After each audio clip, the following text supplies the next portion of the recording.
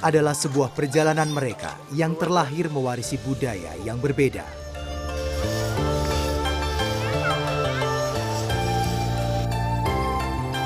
Tinggal dan menjalani hidup di Pulau Seribu Pura. Mereka yang tersebar di penjuru perbatasan. Keturunan para penjaga kedaulatan Kerajaan Bali kuno. Sebuah akulturasi budaya tercipta demi menjaga tradisi.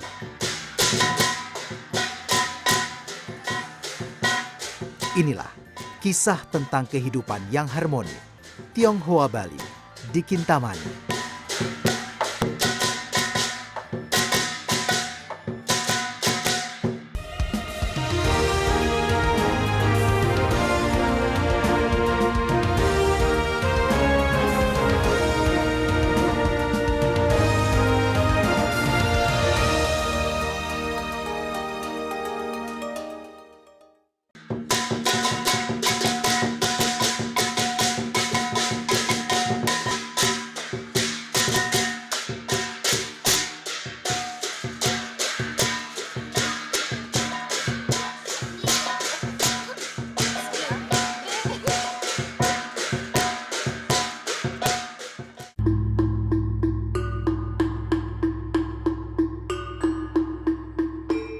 Ini adalah hari yang paling dinanti oleh Tasya Dianesti.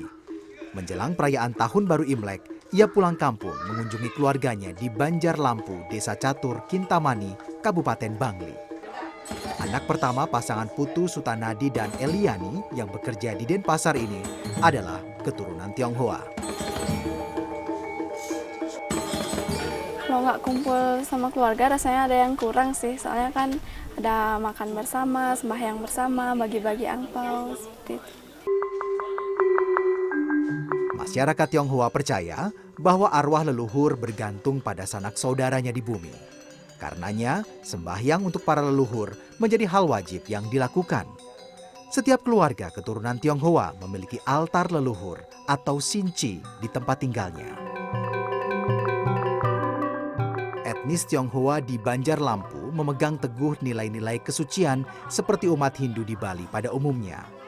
Meski menganut agama Buddha, mereka mendirikan sanggah, tempat suci untuk memuliakan dan memuja arwah leluhur dalam tradisi Hindu.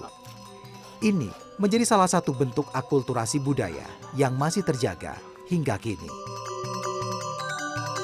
Setiap umat Tionghoa yang ada di Lampu ini wajib dia punya sanggah. Karena itu sejarah dari dulu itu memang orang tua sudah mewariskan sedemikian, kita hanya tinggal menjalankan, merawat. Cuman ada perbedaan dari umat Tionghoa itu, di sanggah itu tempat leluhurnya tidak ada. Kita sudah punya tempat leluhur khusus namanya Sinji itu, makanya di sanggah itu tidak ada tempat leluhurnya itu. Dusun atau Banjar Lampu berlokasi di Kecamatan Kintamani, perbatasan Kabupaten Bangli dan Kabupaten Badung. Dusun ini dihuni oleh sekitar 140 keluarga. 65 keluarga diantaranya keturunan Tionghoa.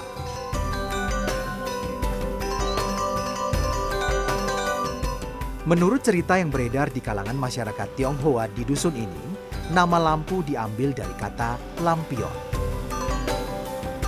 Waktu perjalanan dari perbatasan kita ke sini, bawa obor. Nah, setelah sampai di sini itu ada istilahnya wahyu sabda Tuhan itu mengatakan bahwa pergilah kamu ke selatan dan dimanapun obor itu mati, di sanalah kamu bikin perkampungan.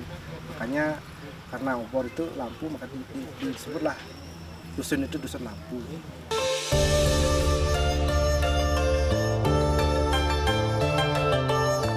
Menjelang perayaan Imlek, suasana khas Tionghoa mewarnai Banjar Lampu.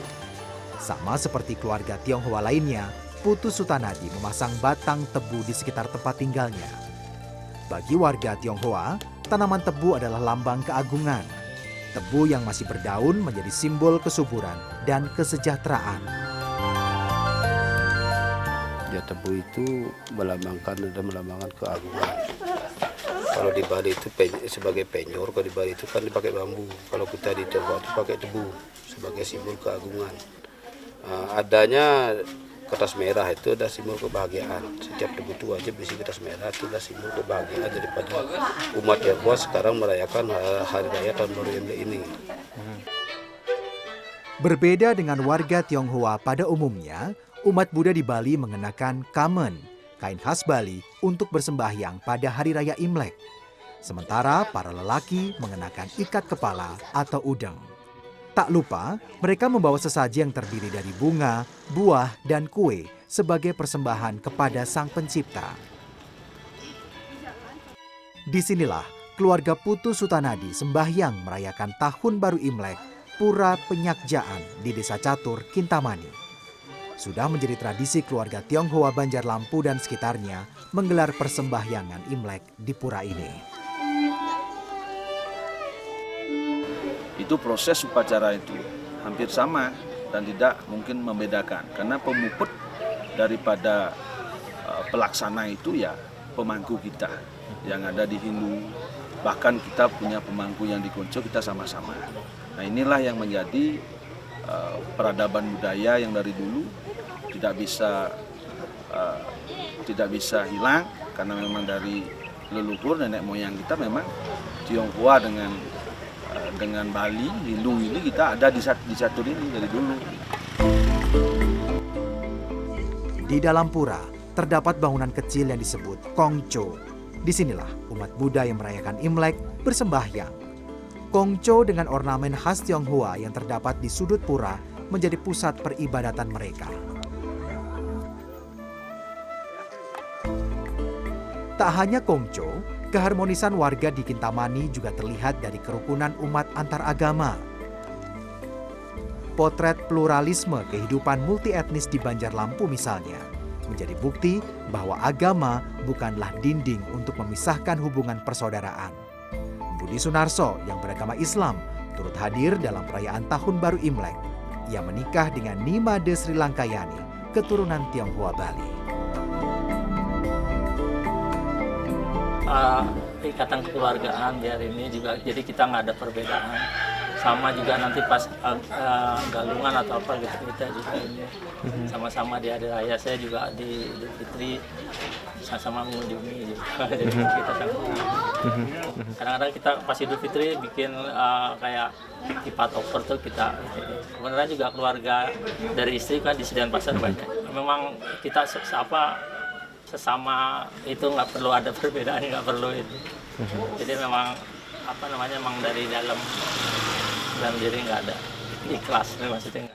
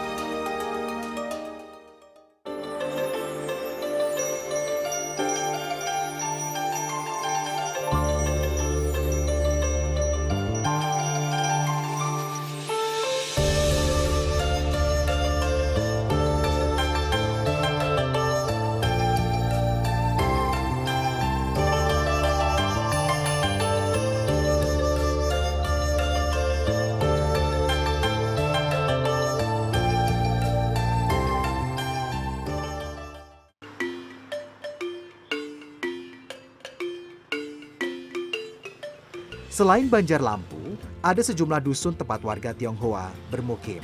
Salah satunya adalah Banjar Kintamani di desa Kintamani. Ada sekitar 60 keluarga keturunan Tionghoa di desa ini. Mereka hidup berdampingan dengan penduduk yang mayoritas Hindu. Kebanyakan mereka membuka bisnis dan berdagang. Makanya untuk perekonomian, begitu juga pertukuan di sini itu kadang-kadang orang Tionghoa itu kan tetap, nah, makanya orang Tionghoa yang ada di Kintamani ini dibilang dulu itu orang toko, cik-cik toko dia bilang, bukan orang Tionghoa. Wes, langsung ke toko aja, cik-cik toko dia bilang itu, seperti itu. Makanya perkembangan ekonomi yang ada di Kintamani ini khususnya kan termasuk bagus sekali, Bapak. Berkumpul bersama keluarga menjadi tradisi setiap merayakan Tahun Baru Imlek. Biasanya mereka sih kumpul keluarga di rumah orang tua. Jika orang tua sudah meninggal, di rumah kakak yang paling tua yang dianggap bisa memimpin mereka. Yang pertama mungkin bersih-bersih rumah, setelah itu terus penataan sembahyang itu, persiapan altar-altar di Dewa Dewi dan altar-altar di leluhur masing-masing. Mungkin kita harus mengingat jasa beliau, perbuatan baik beliau, sehingga kita bisa mendoakan beliau-beliau itu tersebut berada di alam bahagia.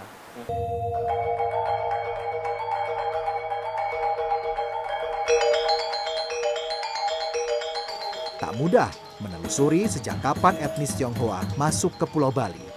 Namun, masyarakat di Kintamani meyakini warga Tionghoa telah ada sejak berabad-abad silam. Dari sinilah konon akulturasi budaya Bali dan Tionghoa berasal, Pura Dalam Balingkang. Pura seluas 1,5 hektar ini berlokasi di desa Pinggan, Kecamatan Kintamani. Pura ini diyakini warga Bali sebagai peninggalan kerajaan Bali kuno yang dipimpin Jayapangus.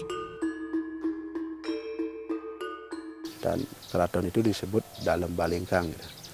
Disebutkan bahwa Dalam Balingkang itu berasal dari kata dalam, di mana tempat ini dahulu bernama Kuta Dalam Jongles, sedangkan Balingkang itu berasal dari kata Bali dan Kang.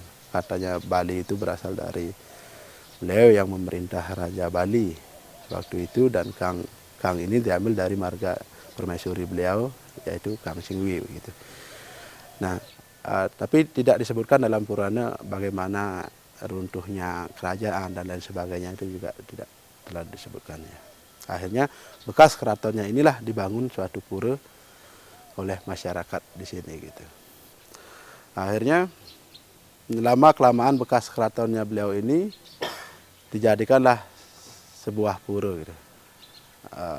Dan di sanalah adanya akulturasi budaya antara budaya Tionghoa dengan budaya Bali itu sendiri. Nah, akhirnya dibangun suatu kuncu ini sebagai penghormatan untuk beliau Kang Singwi ini. Akhirnya di dalam bentuk palinggih gitu.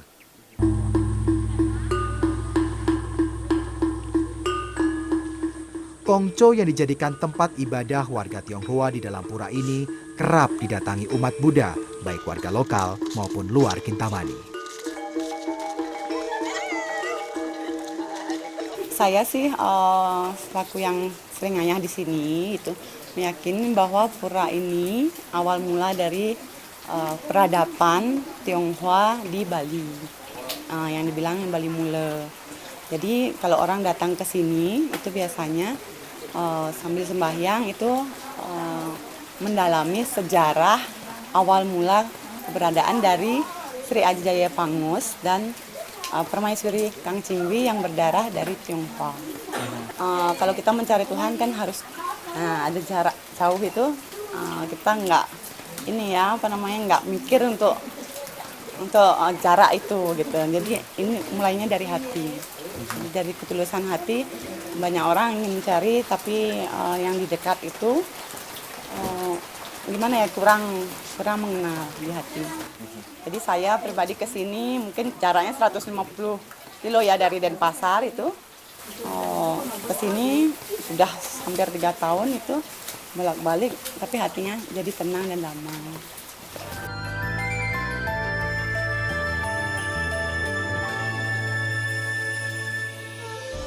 Adalah Putu Sutama, seorang warga keturunan Tionghoa yang lahir dan tinggal di Banjar Kembang Sari, Kecamatan Kintamani.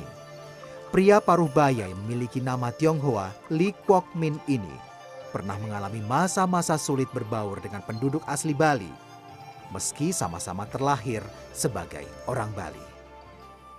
Mulai zamannya Gus Dur itu, mulailah kita diakui.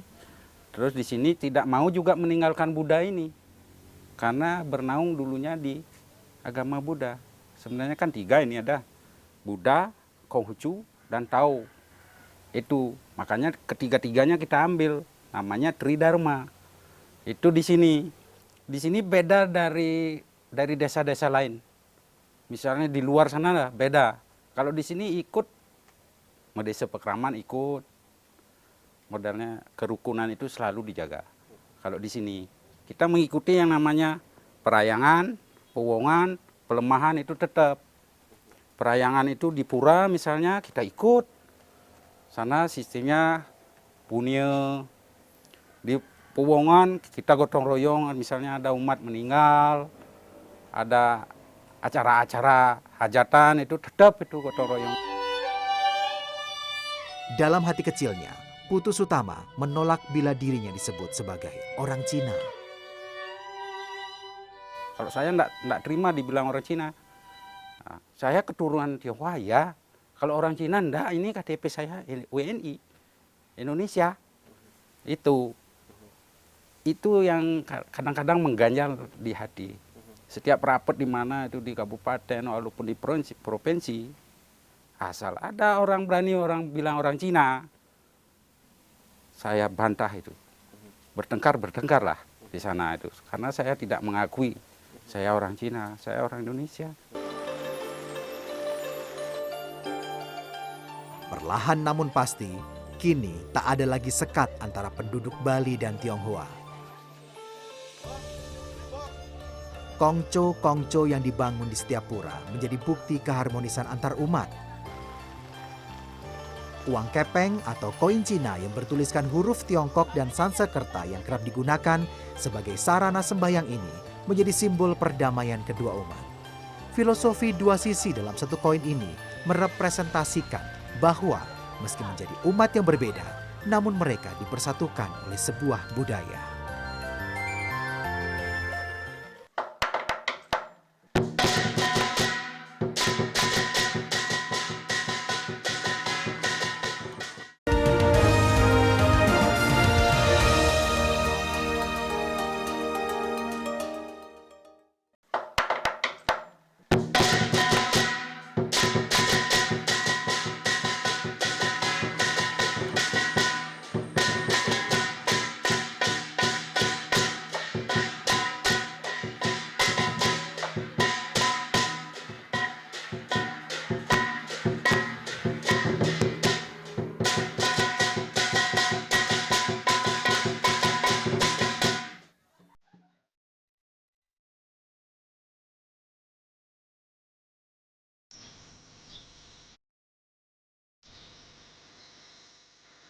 Melestarikan kebudayaan Tionghoa menjadi salah satu upaya Putu Sutama menjaga tradisi di tanah kelahirannya, Banjar Kebangsaan.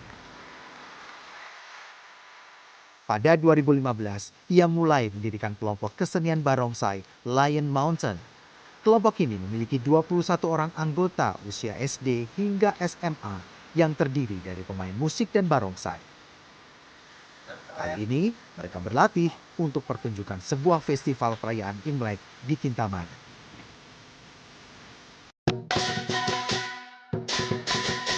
Gerakan-gerakan dalam tarian barongsai banyak diilhami oleh gerakan seni bela diri khas Tiongkok, yaitu kungfu. Setiap gerakan pemain barongsai menentukan kemana musik akan mengalir. Bagi masyarakat Tionghoa, singa adalah simbol keberanian. Seiring dengan berjalannya waktu, kini barongsai kerap dimainkan dalam setiap perayaan Imlek dan diyakini mampu mengusir aura buruk. Karena barongsai itu emang tradisi yang kita harus wajib ikut untuk melestarikan budaya kita. Kita sebagai anak muda harus melestarikan budaya kita yang dulu.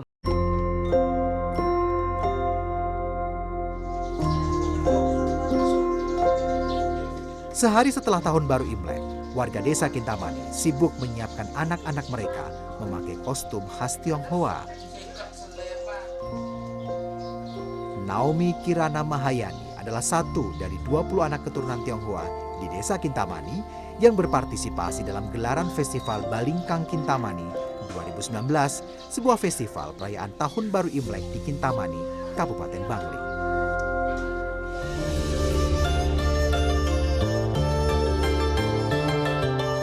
Disinilah festival digelar di kawasan Pura Ulundanu, Batur. Sekitar 1 kilometer dari pura, ratusan warga berkumpul menyiapkan parade budaya termasuk Naomi. Sedikitnya ada 650 peserta parade yang menampilkan berbagai jenis kesenian. Sekitar 300 orang diantaranya adalah masyarakat Tionghoa yang bermukim di Kecamatan Kintamani. Mereka datang dari Banjar Kintamani, Kembangsari, Langgahan, dan Lampu. Tak hanya warga Tionghoa, penduduk lokal yang mayoritas umat Hindu pun berpartisipasi dalam festival ini.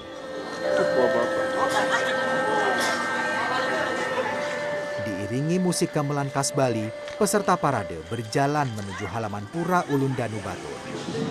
Para penglingsir pura berada di barisan terdepan. Bangga karena kami suatu kebetulan dipercaya dan ditunjuk untuk pelaksanaan festival dalam Belingkang yang diadakan di desa kami.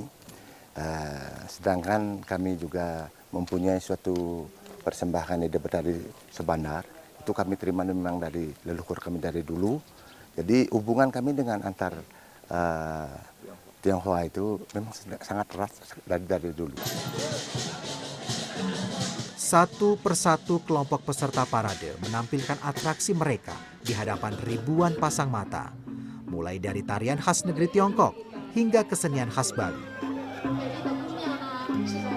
Akulturasi budaya Tionghoa dan Bali menjadi fokus utama diselenggarakannya festival ini. Bahkan, festival perayaan Tahun Baru Imlek bertajuk Festival Balingkang Kintamani ini disaksikan sekitar 1.000 orang wisatawan yang berasal dari Tiongkok.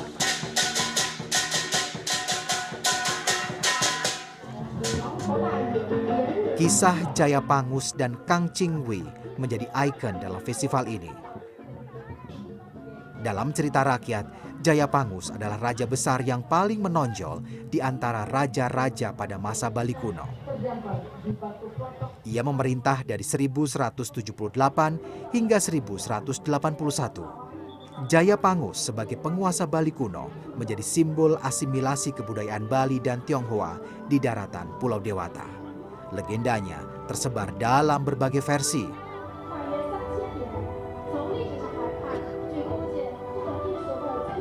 Raja Jaya Pangus jatuh hati kepada Kang Ching Wei, putri Tuan Subandar, pedagang dari Tiongkok.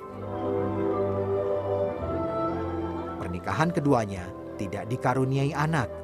Jaya Pangus pun bersemedi di Gunung Batur.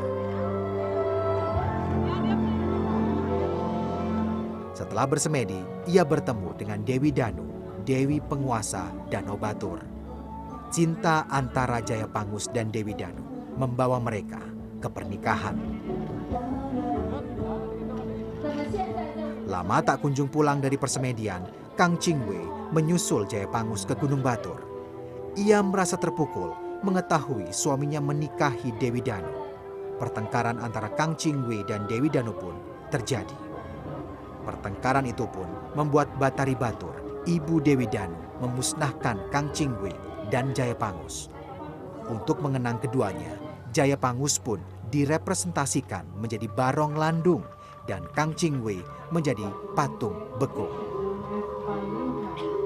Cerita rakyat yang melegenda inilah yang diyakini masyarakat sebagai asal muasal masuknya etnis Tionghoa di Bali. Nama Kintamani pun populer dengan akulturasi budaya Bali dan Tiongkok.